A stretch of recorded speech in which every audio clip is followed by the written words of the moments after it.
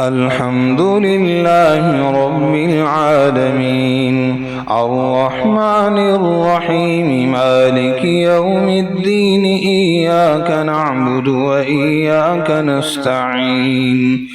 اهدنا الصراط المستقيم صراط الذين أنعمت عليهم غير المغضوب عليهم ولا الضالين. إليه يرد علم الساعة وما تخرج من ثمرات من أكمامها وما تحمل من أنثى ولا تضع إلا بعلمه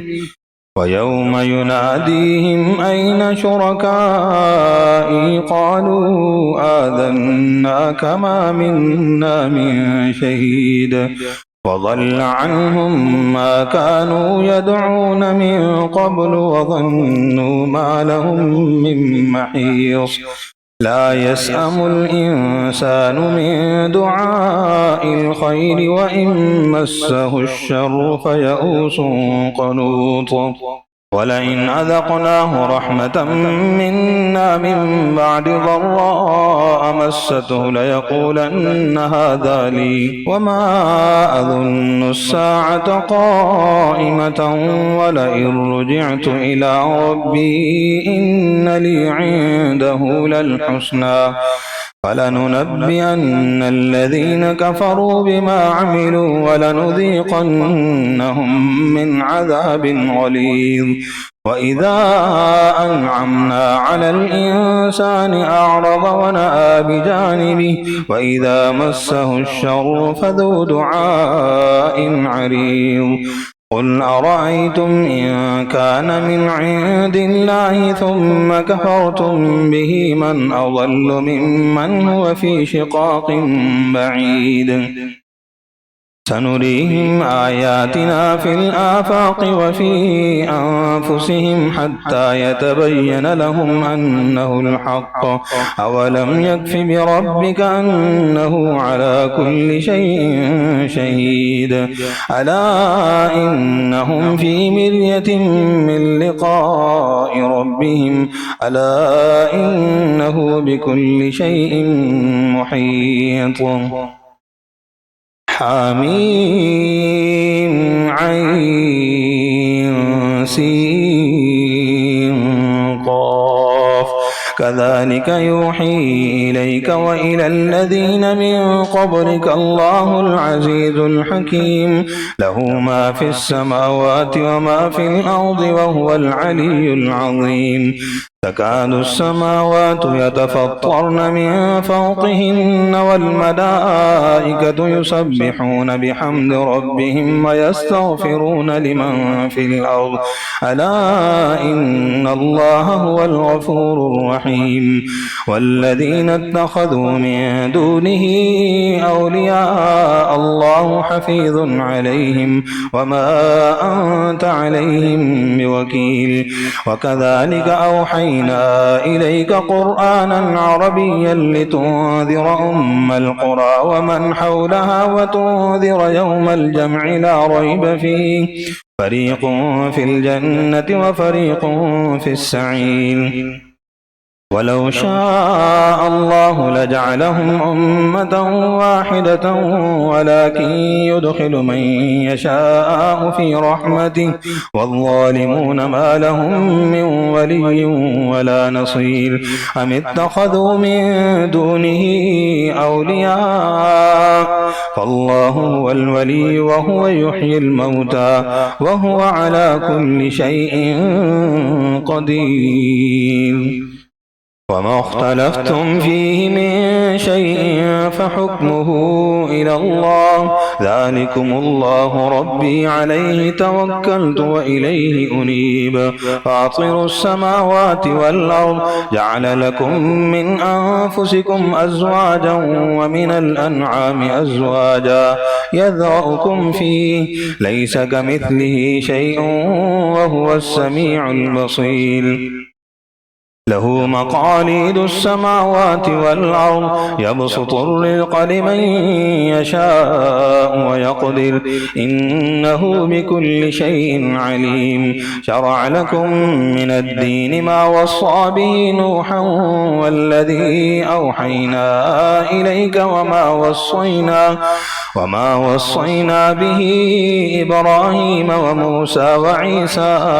أن أقيموا الدين ولا تتفرقوا فيه كبر على المشركين ما تدعوهم إليه الله يجتبي إليه من يشاء ويهدي إليه من ينيب وما تفرقوا إلا من بعد ما جاءهم العلم بغيا بينهم ولولا كلمة سبقت من ربك إلى أجل مسمى لقضي بينهم وإن الذين أورثوا الكتاب من بعدهم لفي شك منه مريب فلذلك فادع واستقم كما أمرت ولا تتبع أهواءهم وقل آمنت بما أنزل الله من كتاب وأمرت لأعدل بينكم الله ربنا وربكم لنا أعمالنا ولكم أعمالكم لا حجة بيننا وبينكم الله يجمع بيننا وإليه المصير والذين يحاجون في الله من بعد ما استجيب له حجتهم داحضة عند ربهم وعليهم غضب ولهم عذاب شديد الله الذي أنزل الكتاب بالحق والميزان وما يدريك لعل الساعة قريب يستعجل بها الذين لا يؤمنون بها والذين آمنوا مشفقون منها ويعلمون أنها الحق ألا إن الذين يمارون في الساعة لفي ضلال بعيد الله لطيف بعباده يرزق من يشاء وهو القوي العزيز من كان يريد حرث الآخرة نزد له في حرثه ومن كان يريد حرث الدنيا نؤته منها وما له في الآخرة من نصيب أم لهم شركاء شرعوا لهم من الدين ما لم يأذن به الله ولولا كلمة الفصل لقضي بينهم وإن الظالمين لهم عذاب أليم ترى الظالمين مشفقين مما كسبوا وهو واقع بهم والذين آمنوا وعملوا الصالحات في روضات الجنات لهم ما يشاءون عند ربهم ذلك هو الفضل الكبير ذلك الذي يبشر الله عباده الذين آمنوا وعملوا الصالحات قل لا أسألكم عليه أجرا إلا المودة في القربى ومن يقترف حسنة نزد له فيها حسنا إن الله غفور شكور أم يقولون افترى على الله كذبا فإن يشاء الله يختم على قلبك ويمحو الله الباطل ويحق الحق بكلماته إنه عليم بذات الصدور وهو الذي يقبل التوبة عن عباده ويعفو عن السيئات ويعلم ما تفعلون ويستجيب الذين آمنوا وعملوا الصالحات ويزيدهم من فضله والكافرون لهم عذاب شديد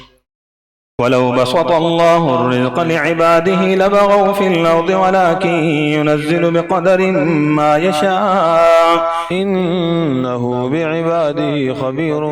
بصير وهو الذي ينزل الغيث من بعد ما قنطوا وينشر رحمته وهو الولي الحميد ومن آياته خلق السماوات والأرض وما بث فيهما من دابة وهو على جمعهم إذا يشاء قدير وما أصابكم من مصيبة فبما كسبت أيديكم ويعفو عن كثير وما أنتم بمعجزين في الأرض وما لكم من دون الله من ولي ولا نصير ومن آياته الجوار في البحر كالأعلام إن يشأ يسكن الريح فيظللن رواكد على ظهره إن في ذلك لآيات لكل صبار شكور أو يوبقهن بما كسبوا ويعفو عن كثير ويعلم الذين يجادلون في آياتنا ما لهم من محيص فما أوتيتم من شيء فمتاع الحياة الدنيا وما عند الله خير وأبقى للذين آمنوا وعلى ربهم يتوكلون والذين يجتنبون كبائر الإثم والفواحش وإذا ما غضبوا هم يغفرون والذين استجابوا لربهم وأقاموا الصلاة وأمرهم شورى بينهم ومما رزقناهم ينفقون والذين إذا أصابهم البغي هم ينتصرون وجزاء سيئة مثلها فمن عفا وأصلح فأجره على الله إنه لا يحب الظالمين ولمن انتصر بعد ظلمه فأولئك ما عليهم من سبيل إنما السبيل على الذين يظلمون الناس ويبغون في الأرض بغير الحق أولئك لهم عذاب أليم ولمن صبر وغفر إن ذلك لمن عزم الأمور ومن يضلل الله فما له من ولي من بعده وترى الظالمين لما رأوا العذاب يقولون هل إلى مرد من سبيل وتراهم يعرضون عليها خاشعين من الذل ينظرون من طرف الحفيظ وقال الذين آمنوا إن الخاسرين الذين خسروا أنفسهم وأهليهم يوم القيامة ألا إن الظالمين في عذاب مقيم وما كان لهم من أولياء ينصرونهم من دون الله ومن يضلل الله فما له من سبيل استجيبوا لربكم من قبل أن يأتي يوم لا مرد له من الله ما لكم من ملجأ يومئذ وما لكم من نكير فإن أعرضوا فما أرسلناك عليهم حفيظا إن عليك إلا البلاغ وإنا إذا أذقنا الإنسان منا رحمة فرح بها وإن تصبهم سيئة بما قدمت أيديهم فإن الإنسان كفور لله ملك السماوات والأرض يخلق ما يشاء يهب لمن يشاء إناثا ويهب لمن يشاء الذكور أو يزوجهم ذكرانا وإناثا ويجعل من يشاء عقيما إنه عليم قدير وما كان لبشر أن يكلمه الله إلا وحيا أو من وراء حجاب أو يرسل رسولا فيوحي بإذنه ما يشاء إنه علي حكيم وكذلك أوحينا إليك روحا من أمرنا ما كنت تدري ما الكتاب ولا الإيمان ولكن جعلناه نورا نهدي به من نشاء من عبادنا وإنك لتهدي إلى صراط مستقيم صراط الله الذي له ما في السماوات وما في الأرض ألا إلى الله تصير الأمور حميم والكتاب المبين إنا جعلناه قرآنا عربيا لعلكم تعقلون وإنه في أم الكتاب لدينا لعلي حكيم أفنضرب عنكم الذكر صفحا أن كنتم قوما مسرفين وكم أرسلنا من نبي في الأولين وما يأتيهم من نبي إلا كانوا به يستهزئون فأهلكنا أشد منهم بطشا ومضى مثل الأولين ولئن سألتهم من خلق السماوات والأرض ليقولن خلقهن العزيز العليم الذي جعل لكم الأرض مهدا وجعل لكم فيها سبلا لعلكم تهتدون والذي نزل من السماء ماء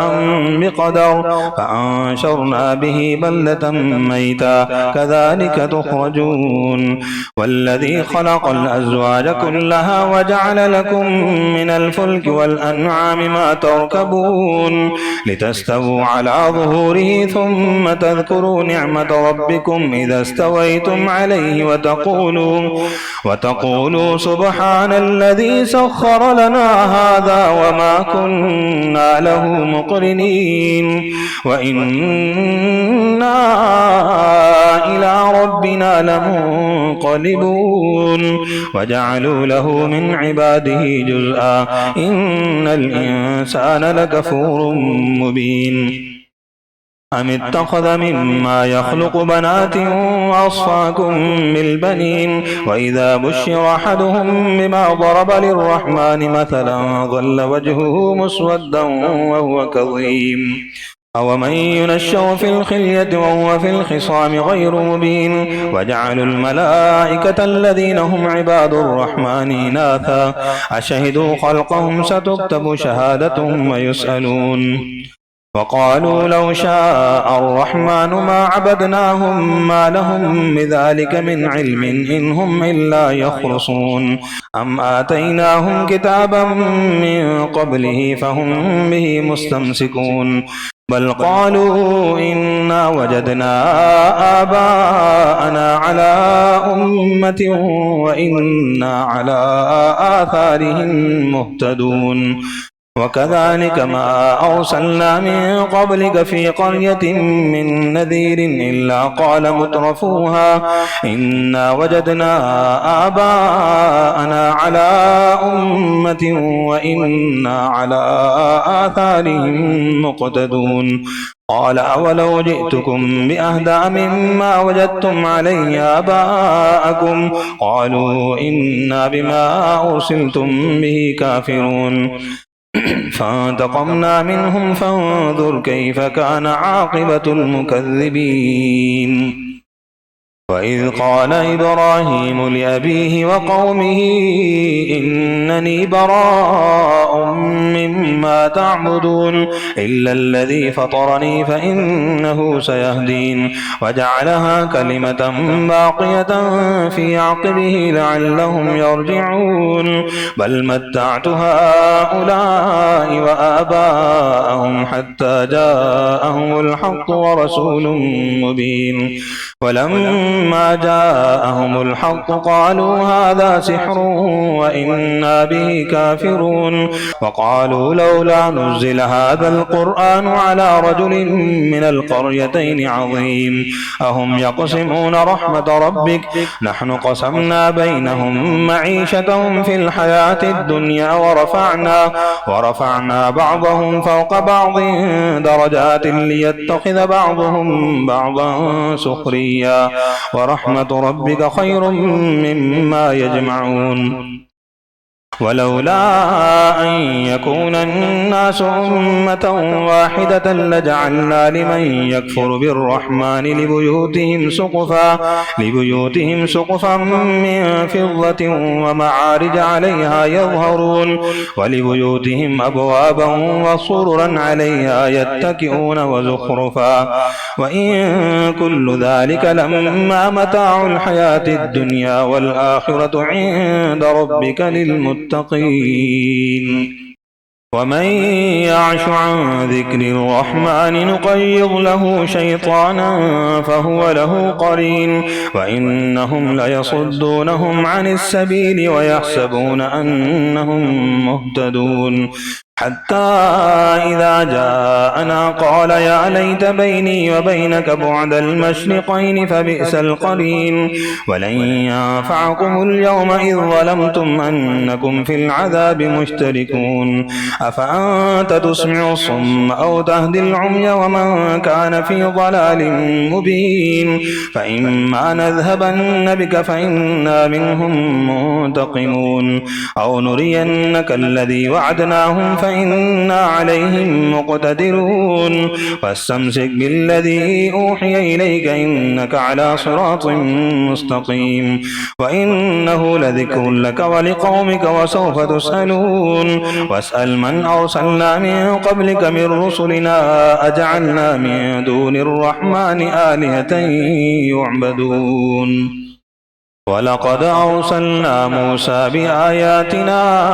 إلى فرعون وملئه فقال إني رسول رب العالمين فلما جاءهم بآياتنا إذا هم منها يضحكون وما نريهم من آية إلا هي أكبر من أختها فأخذناهم بالعذاب لعلهم يرجعون وقالوا يا أيها الساحر ادع لنا ربك بما عهد عندك إننا لمهتدون فلما كشفنا عنهم العذاب إذا هم ينكثون ونادى فرعون في قومه قال يا قوم أليس لي ملك مصر وهذه الأنهار تجري من تحتي أفلا تبصرون أم أنا خير من هذا الذي هو مهين ولا يكاد يبين فلولا ألقي عليه أسورة من ذهب أو جاء معه الملائكة مقترنين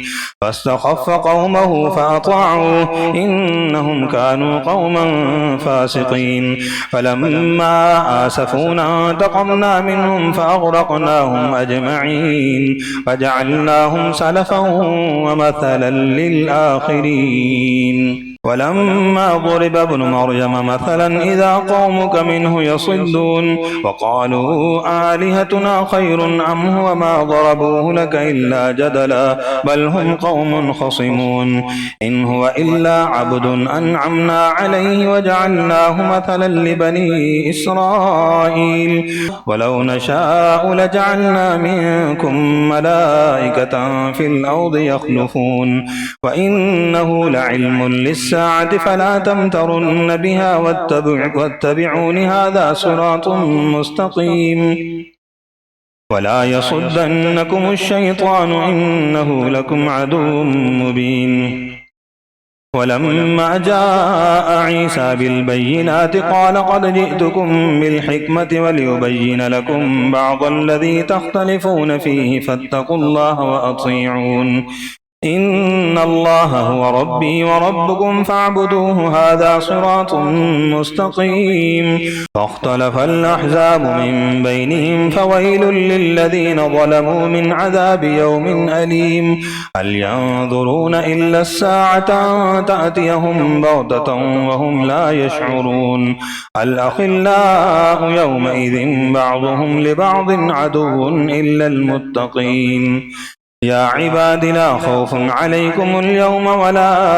أنتم تحزنون الذين آمنوا بآياتنا وكانوا مسلمين ادخلوا الجنة أنتم وأزواجكم تحبرون يطاف عليهم بصحاف من ذهب وأكواب وفيها ما تشتهيه الأنفس وتلظ الأعين وأنتم فيها خالدون وتلك الجنة التي أورثتم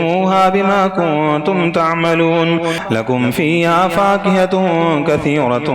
منها تأكلون إن المجرمين في عذاب جهنم خالدون لا يفتر عنهم وهم فيه مبلسون وما ظلمناهم ولكن كانوا هم الظالمين ونادوا يا مالك ليقض علينا ربك قال إنكم ماكثون لقد جئناكم بالحق ولكن أكثركم أكثركم للحق كارهون أم أبرموا أمرا فإنا مبرمون أم يحسبون أنا لا نسمع سرهم ونجواهم بلى ورسلنا لديهم يكتبون قل إن كان للرحمن ولد فأنا أول العابدين سبحان رب السماوات والأرض رب العرش عما يصفون فذرهم يخوضوا ويلعبوا حتى يلاقوا يومهم الذي يوعدون وهو الذي في السماء إله وفي الأرض إله وهو الحكيم العليم وتبارك الذي له ملك السماوات والأرض وما بينهما وعنده علم الساعة وإليه ترجعون ولا يملك الذين يدعون من دونه الشفاعة إلا من شهد بالحق وهم يعلمون ولئن سألتهم من خلقهم ليقولن الله فأنى يؤفكون وقيله يا رب إن هؤلاء قوم لا يؤمنون فاصفح عنهم وقل سلام فسوف يعلمون الحمد لله رب العالمين الرحمن الرحيم مالك يوم الدين إياك نعبد وإياك نستعين اهدنا الصراط المستقيم صراط الذين أنعمت عليهم غير المغضوب عليهم ولا الضالين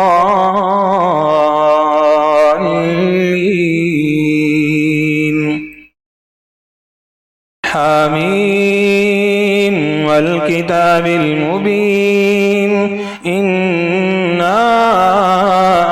أنزلناه في ليلة مباركة إنا كنا منذرين فيها يفرق كل أمر حكيم أمرا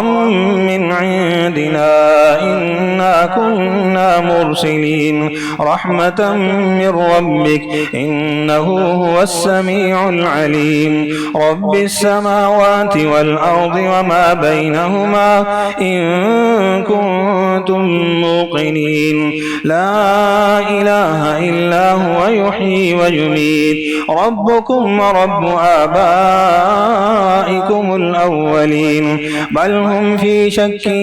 يلعبون فارتقب يوم تأتي السماء بدخان مبين يغشى الناس هذا عذاب أليم ربنا اكشف عنا العذاب إنا مؤمنون أنى لهم الذكرى وقد جاءهم رسول مبين ثم تولوا عنه وقالوا معلم مجنون إنا كاشف العذاب قليلا إنكم عائدون يوم نبطش البطشة الكبرى إنا منتقمون ولقد فتنا قبلهم قوم فرعون وجاءهم رسول كريم أن أدوا إلي عباد الله إني لكم رسول أمين وأن لا تعلوا على الله إني آتيكم بسلطان مبين وإني عذت بربي وربكم أن ترجمون وإن لم تؤمنوا لي فاعتزلون فدعا ربه أن هؤلاء قوم مجرمون فأسر بعبادي ليلا إنكم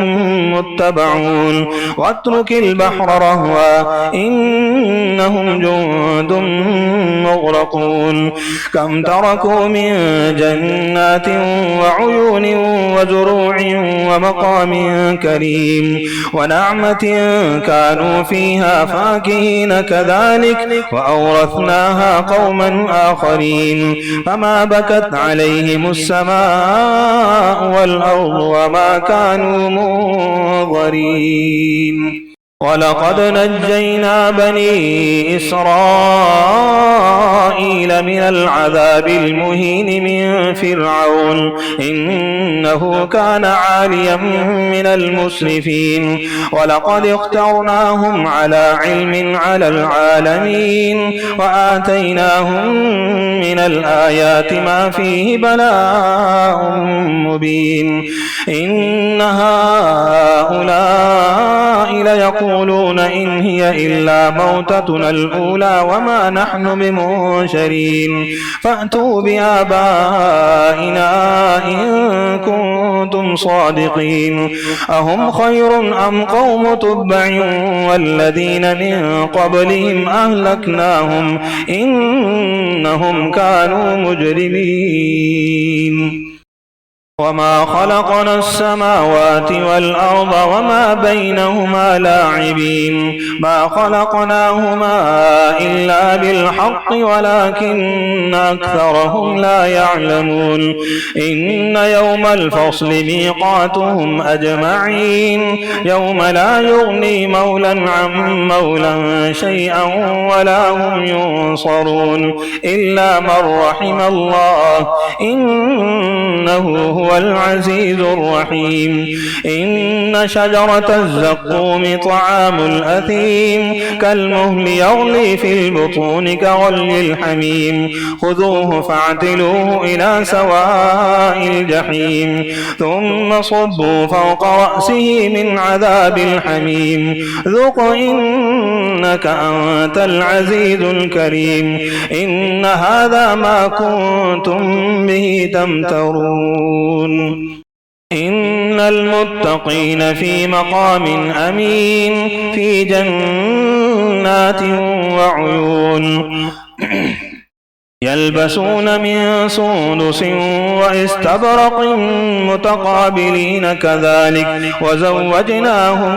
بحور عين يدعون فيها بكل فاكهة آمنين لا يذوقون فيها الموت إلا الموتة الأولى ووقاهم عذاب الجحيم فضلا من ربك ذلك هو الفوز العظيم فإنما يسرناه بلسانك لعلهم يتذكرون فارتقب إنهم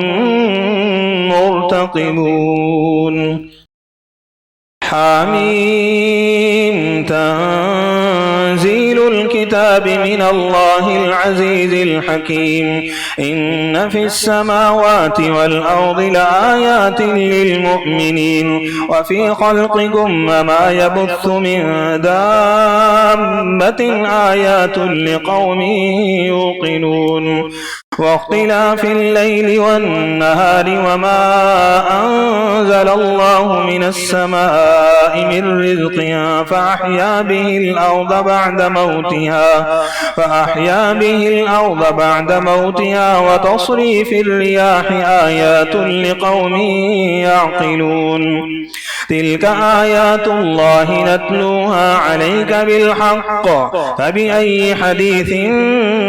بعد الله وآياته يؤمنون ويل لكل أفاك أثيم يسمع آيات الله تتلى عليه ثم يصر مستكبرا كأن لم يسمعها فبشره بعذاب أليم وإذا علم من آياتنا شيئا اتخذها هزوا أولئك لهم عذاب مهين من ورائهم جهنم ولا يغني عنهم ما كسبوا شيئا ولا ما اتخذوا من دون الله أولياء ولهم عذاب عظيم هذا هدى والذين كفروا بآيات ربهم لهم عذاب من رجز أليم الله الذي سخر لكم البحر لتجري الفلك فيه بأمره ولتبتغوا من فضله ولعلكم تشكرون وسخر لكم ما في السماوات وما في الأرض جميعا منه إن في ذلك لآيات لقوم يتفكرون قل للذين آمنوا يغفروا للذين لا يرجون أيام الله ليجزي قوما بما كانوا يكسبون من عمل صالحا فلنفسه ومن أساء فعليها ثم إلى ربكم ترجعون ولقد آتينا بني إسرائيل الكتاب والحكم والنبوة ورزقناهم من الطيبات وفضلناهم على العالمين وآتيناهم بينات من الأمر فما اختلفوا إلا من بعد ما جاءهم العلم بغيا بينهم إن ربك يقضي بينهم يوم القيامة فيما كانوا فيه يختلفون ثم جعلناك على شريعة من الأمر فاتبعها ولا تتبع أهواء الذين لا يعلمون إنهم لن يغنوا عنك من الله شيئا وإن الظالمين بعضهم أولياء بعض والله ولي المتقين هذا بصائر للناس وهدى ورحمة لقوم يوقنون أم حسب الذين اجترحوا السيئات أن نجعلهم كالذين آمنوا وعملوا الصالحات سواء محياهم ومماتهم ساء ما يحكمون وخلق الله السماوات والأرض بالحق ولتجزى كل نفس بما كسبت وهم لا يظلمون أفرأيت من اتخذ إلهه هواه وأضله الله على علم وختم على سمعه وقلبه وجعل على بصره غشاوة فمن يهديه من بعد الله أفلا تذكرون وقالوا ما هي إلا حياتنا الدنيا نموت ونحيا وما يهلكنا إلا الدهر وما لهم بذلك من علم إن هم إلا يظنون وإذا تتلى عليهم آياتنا بينات ما كان حجتهم إلا أن قالوا ائتوا بآبائنا إن كنتم صادقين قل الله يحييكم ثم يميتكم ثم يجمعكم إلى يوم القيامة لا ريب فيه ولكن أكثر الناس لا يعلمون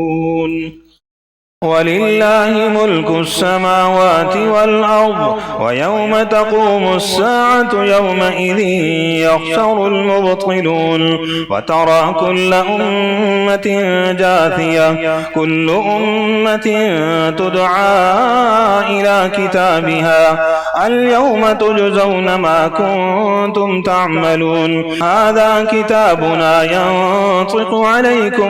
بالحق إنا كنا نستنسخ ما كنتم تعملون فأما الذين آمنوا وعملوا الصالحات فيدخلهم ربهم في رحمته ذلك هو الفوز المبين وأما الذين كفروا أفلم تكن آياتي تتلى عليكم فاستكبرتم وكنتم قوما مجرمين وإذا قيل إن وعد الله حق والساعة لا ريب فيها قلتم ما ندري ما الساعة إن نظن إلا ظنا وما نحن بمستيقنين وبدا لهم سيئات ما عملوا وحاق بهم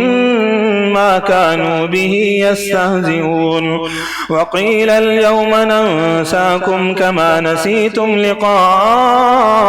يومكم هذا ومأواكم النار وما لكم